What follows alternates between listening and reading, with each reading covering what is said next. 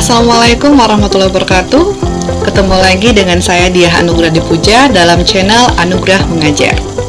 Baik, untuk topik pembahasan kita kali ini masih seputar ilmu lingkungan dan mitigasi bencana. Adapun untuk materi yang akan kita bahas kali ini yaitu mengenai sumber daya alam. Oke, jangan kemana-mana, tetap semangat.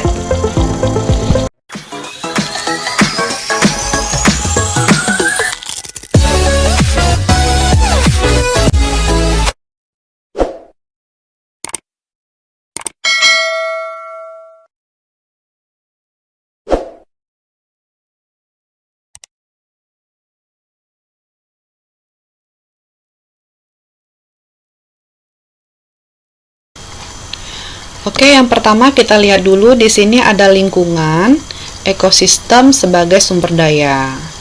Nah, di dalam lingkungan hidup itu ada unsur-unsur ya, ada unsur-unsur lingkungan hidup.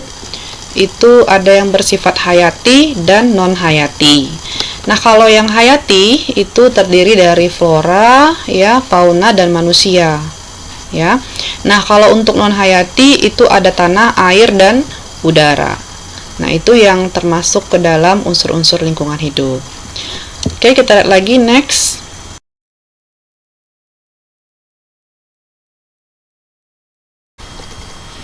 Oke, ada sumber daya alam atau SDA ya. Apa itu sumber daya alam? Yaitu adalah unsur lingkungan hidup yang terdiri atas sumber daya hayati dan non-hayati yang secara keseluruhan membentuk kesatuan ekosistem. Nah, itu yang disebut dengan sumber daya alam. Nah, semua komponen ekosistem atau lingkungan yang dapat dimanfaatkan oleh manusia itu dapat berupa ekosistem daratan dan ekosistem perairan, atau ekosistem alami dan ekosistem buatan atau binaan. Nah, ada istilah konservasi sumber daya alam, yaitu adalah pengelolaan sumber daya alam untuk menjamin pemanfaatannya secara bijaksana serta kesinambungan ketersediaannya dengan tetap memelihara dan meningkatkan kualitas nilai serta keanekaragamannya. Nah, inilah yang dimaksud dengan konservasi sumber daya alam. Oke, kita lihat lagi. Kita lanjutkan untuk sumber daya alam dan kualitas hidup manusia. Di sini ada rumus ya. Rumusnya ini dilambangkan dengan Q ya, itu untuk mencari kualitas hidup ya. Nah, di sini bisa kita lihat nanti bagaimana ya hubungan antara ketersediaan dan pemanfaatan sumber daya alam, populasi manusia, tingkat konsumsi terhadap peningkatan kualitas hidup manusia. Nah, dengan rumus ini nanti kita bisa menentukan bagaimana sih hubungannya begitu ya. Oke, kita lihat lagi. Next, nah ini ada sumber daya alam. Nah, ini ada gambar-gambar ya. Mungkin sebagian dari kita ya itu pernah melihat ya dari gambar-gambar ini kemana yang pernah kita kunjungi. Nah, di sini ada kutipan ya, the top 10 of mega biodiversity countries. Nah, jadi keanekaragaman hayati Indonesia itu dia menduduki peringkat 5 besar di dunia, lebih dari 38.000 spesies tumbuhan ya. Yang 55% itu bersifat endemik dan 10%-nya itu flora di dunia lah ya, dari 10% flora di dunia gitu. Oke, kita lihat lagi. Next. Ini ada sumber daya alam ya. Sumber daya alam itu ada dua bentuk ya, ada ekosistem darat dan ekosistem perairan. Nah, yang pertama kita lihat dulu ekosistem daratan ya. Daratan itu juga terbagi-bagi lagi. Tadi ya ada ekosistem alami dan ekosistem buatan. Nah, kalau ekosistem alami itu merupakan ekosistem yang telah tercipta di alam yang keberadaannya tidak atau sedikit memperoleh campur tangan manusia. Jadi dia terjadi secara alami ya. Nah, itu tidak ada campur tangan manusia lah, hampir tidak ada. Nah, ini terdiri dari contohnya ada hutan tropis dan hutan mangrove ya. Ini kalau hutan tropis nih ada hutan GSK di Bengkalis nih, bisa kamu lihat di gambarnya. Lalu ada hutan mangrove ya, itu di Bengkalis ya, ini ada gambarnya juga.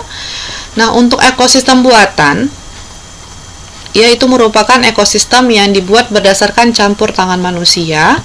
Itu contohnya ada perkebunan dan pertanian ya. perkebunan dan pertanian. Nah, ini ada perkebunan sawit, ini sering sekali pasti kamu lihat ya. Mungkin bahkan di sekitar lingkungan dekat tempat tinggal kamu mungkin ya, itu banyak sekali kebun sawit gitu, terutama yang tinggal di daerah Riau lah ya. Terus ada lagi ya, ini sama ya. Jadi ada perkebunan sawit di sini. Jadi itu contoh-contoh dari ekosistem buatan. Oke, kita lihat ini ada hutan tropis ya. Tadi udah disebutkan juga ya. Nah, ini hutan Giam Siak Kecil Bengkalis ya, atau tadi Ibu sebutkan juga bahwa hutan Giam Siak Kecil atau hutan GSK. Nah, ini ada letak-letaknya ya. Jadi dia berada pada daerah iklim tropis ya. Makanya disebut dengan hutan tropis. Terus juga luas dari daerah tropis mencakup 30% dari keseluruhan wilayah di permukaan bumi. Gitu ya. Keanekaragaman jenis satwa maupun flora di daerah hutan tropis sangat tinggi ya, sangat banyak beraneka ragam sekali gitu ya. Di daerah hutan tropis hanya terdapat 2 musim ya, yaitu musim hujan dan musim kemarau dengan curah hujan yang tinggi ya, seperti daerah kita ya, itu banyak sekali yang disebut dengan hutan tropis. Oke, kita lihat lagi next. Ada hutan mangrove ya. Hutan mangrove itu adalah tipe hutan yang tumbuh di daerah pasang surut ya, pasang surut ya. Ini didominasi lumpur ya, lumpur aluvial di daerah pantai yang terlindung dan di daerah muara sungai gitu ya. Vegetasi khas yang mampu hidup dalam genangan air laut dan tanah yang berawa dan mengandung sedikit oksigen.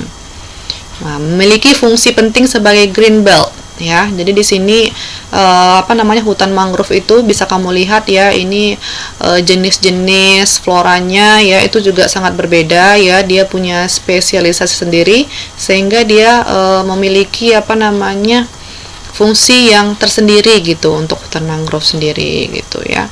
Nah, ini yang disebut dengan hutan mangrove gitu. Mungkin kamu pernah lihat juga ya, ini ada di mangrove Bengkalis dan Siak. Nah, ini sangat banyak ya hutan mangrove-nya. Oke, kita lihat lagi. Oke, ini ada contoh ekosistem buatan ya. Ekosistem buatan itu contohnya ada pertanian dan perkebunan ya. Pertanian mungkin banyak sekali ya, ada pertanian sayuran ya. Nah, itu yang contoh dari ekosistem buatan ya, pertanian. Terus ada lagi kalau perkebunannya perkebunan sawit ya, itu termasuk ke dalam contoh juga dari ekosistem buatan. Oke, kita lihat lagi. Oke, selanjutnya ada ekosistem perairan. Ekosistem perairan ini terdiri dari 2, ada perairan lentik atau disebut juga dengan perairan tenang, dan ada juga perairan lotik yaitu perairan berarus deras gitu ya. Kita lihat next, ada sungai ya. Sungai itu di dalam definisinya adalah tempat-tempat dan wadah-wadah serta jaringan pengaliran air mulai dari mata air sampai muara ya, dengan dibatasi pada kanan kirinya serta sepanjang pengalirannya oleh garis sempadan. Nah, itu definisi dari sungai gitu ya. Nah, aliran sungai pada umumnya dimulai dengan adanya berbagai mata air di daerah hulu dan anak sungai gitu ya. Juga aliran sungai dapat dibagi menjadi 3 bagian, yaitu bagian hulu, bagian tengah, dan bagian hilir. Nah, itulah yang dimaksud dengan sungai. Contohnya ada Sungai Kampar ya dan Sungai Siak nih, yang di sekitar kita ya, yang dekat dengan lingkungan kita. Oke, kita lihat lagi. Danau ya. Danau merupakan suatu tempat yang luas ya, mempunyai air yang tetap, jernih atau beragam dengan aliran tertentu, dan keberadaan tumbuhan air terbatas hanya pada daerah pinggir saja. Nah, itu pengertiannya. Juga termasuk habitat air tawar yang memiliki peranan tenang yang dicirikan oleh adanya arus yang sangat lambat, itu sekitar 0,1 sampai dengan 1 cm per detik, atau tidak ada arus sama sekali. Contohnya yaitu ada Danau Zamrud di Siak gitu ya. Nah, inilah yang dimaksud dengan danau.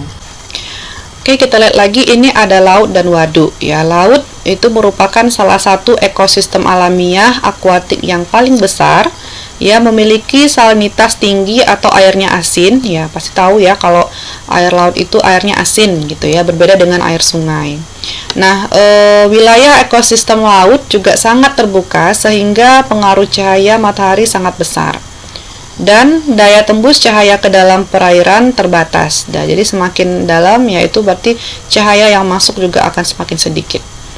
Nah, sementara untuk waduk itu merupakan perairan buatan atau artificial water bodies ya, dibuat dengan cara membendung badan sungai tertentu gitu. Jadi diambil ya, mungkin dari ini contohnya ada di sini ya, waduk PLTA Kampar. Nah, ini kan terlihat di sini bahwa tidak semua tapi hanya sebagian ya dari badan sungai itu yang dijadikan waduk gitu ya. Juga waduk tergolong ke dalam perairan lentik gitu ya.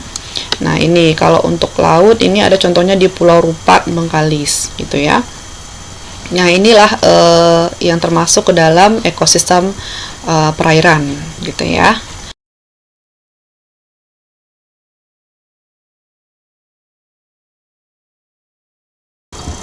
Oke, sekian dulu untuk materi kita kali ini. Semoga bermanfaat. Sampai jumpa. Wassalamualaikum warahmatullahi wabarakatuh.